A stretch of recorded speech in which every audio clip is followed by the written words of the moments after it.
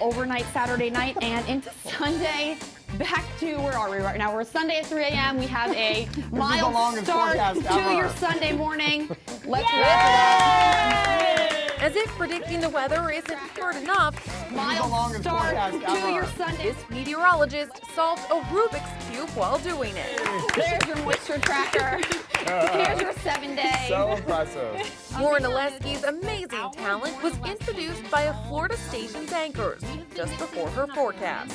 So Lauren, we have a challenge for you. We want to know, can you solve this and give the forecast at the same time? I'm going to try. She was up for the task, I'm very nervous. My heart's like racing a little bit. Are we ready? and then she was off.